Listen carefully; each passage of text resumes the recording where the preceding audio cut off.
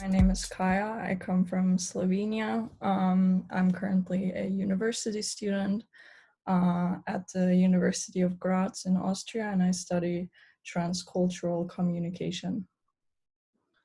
And And I'm 21. okay, so what are the first three things that come to your mind when you hear the term public value?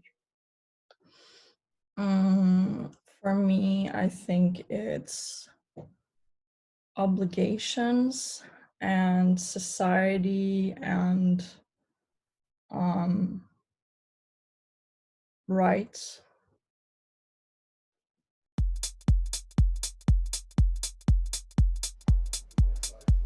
I think well-being is very difficult to define because this is so different for everybody, or it's going to mean something different for each and everyone depending on where they live or how they live.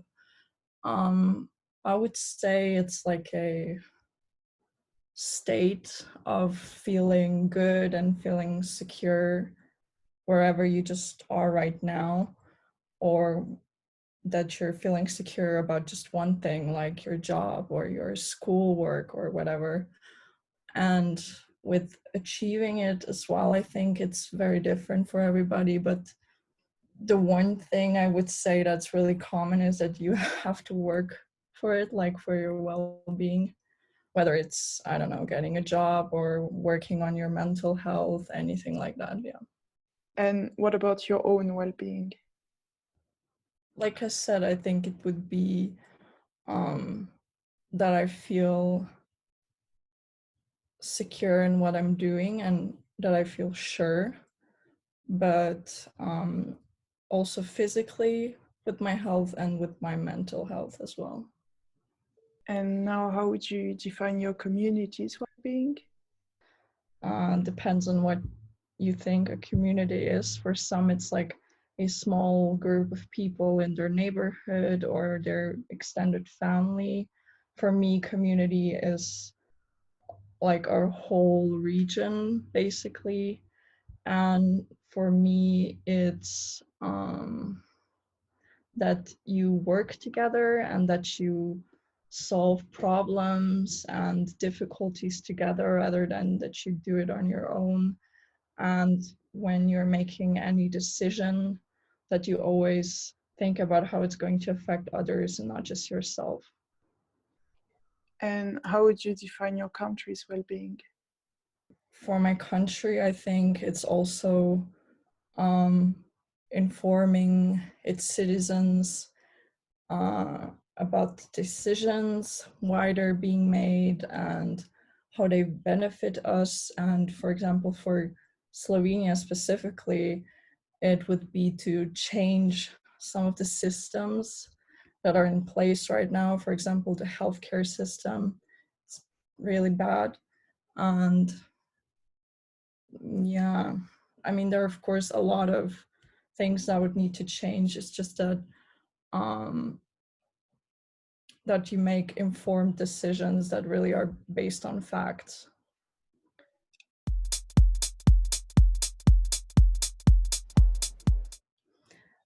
I think it would need a few years because with the money and the politics, because really right now it's quite unsatisfactory.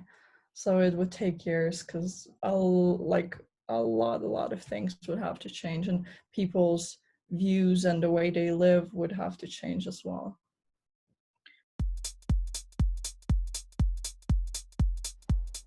Maybe the same, a little bit the same as for our country, like changing how we think and how the world operates right now. Because right now it's a lot of business oriented stuff, like making money, making product. And I think that would need to change, and maybe like a better communication system between the countries. Like I think, for example, Europe works quite well, like different countries together, but I feel like, for example, if you compare, I don't know, Europe and America, they're not really communicating that well or something like that. Yeah. Then what do you think would be the worst possible future scenario? For me, definitely now that the Earth is going to get completely destroyed by the way we live right now due to climate change, and also like a lot of animals disappearing and species because of how we're treating them and what we're doing with the industry. And that's the worst thing I can think of, because if it comes this far, then everything else we can just forget about it because it's going to be gone.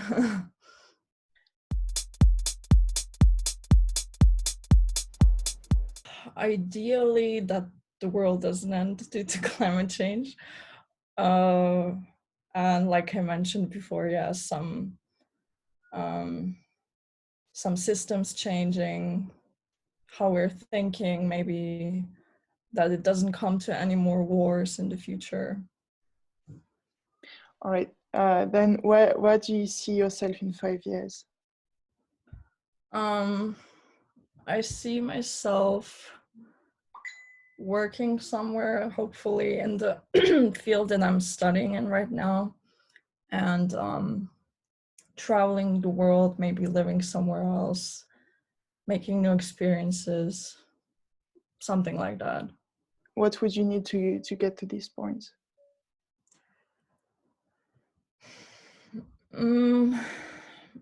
I think more experience, definitely, and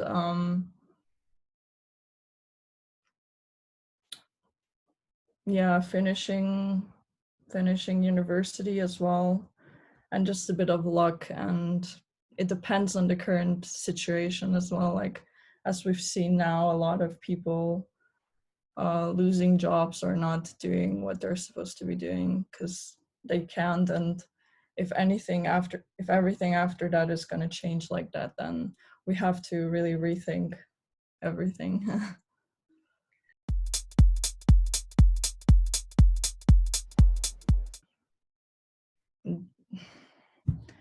Definitely the people in power, politicians, as we're seeing now, health professionals, military, experts also, for example, on climate change, who are maybe not being listened to enough. Yeah, sadly, sometimes the wrong people.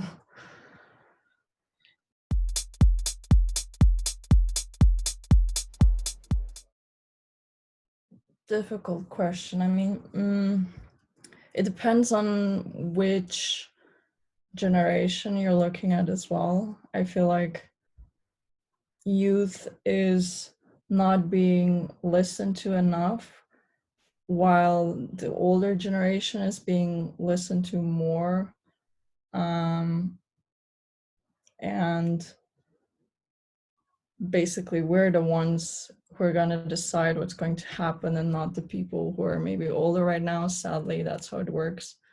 So I think the civil society has a huge role, and I also feel like a lot more people need to vote for stuff to systematically change.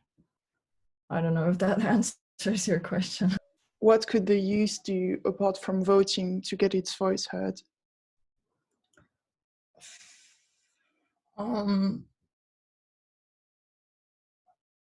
Engage a lot more. I feel like at every level in school, I don't know, join some groups or societies or stuff like that to really, because I think the power lies in when there are more people together, they're gonna get heard easier as just one person who's offering their views, or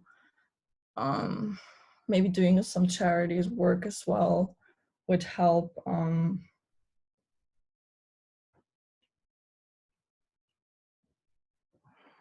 Yeah, I don't know, trying to get educated as well.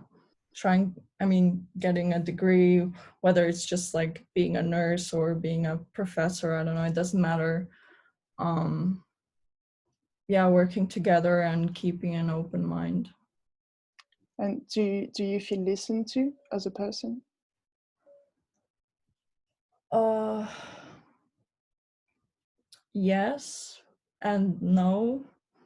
Um, Sometimes I feel like in some areas, really, young people are being listened to more, but in other areas, it's really bad. What So yeah.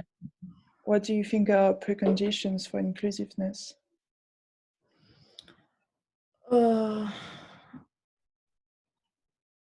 Probably not spreading false informations and staying informed, and like I said before, trying to do something yourself as well, not just saying, oh yeah, this needs to change, but not doing anything as well, and keeping an open mind as always.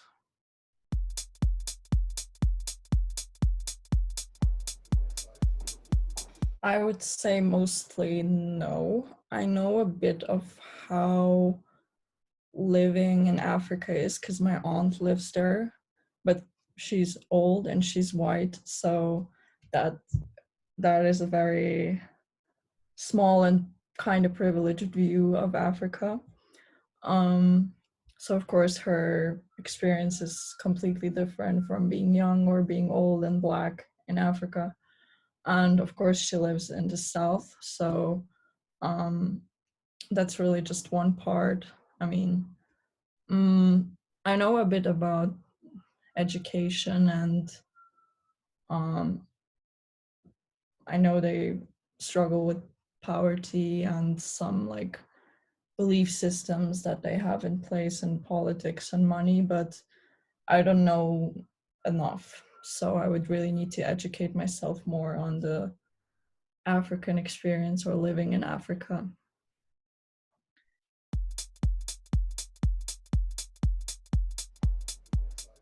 That they listen to younger generations and that they start maybe to accept that the way they lived isn't necessarily how we live, and that we also understand how they lived was very different and much harder, or easier in some ways or harder in others. um, Basically having mutual respect and listening to each other, that's what I would expect from older generations.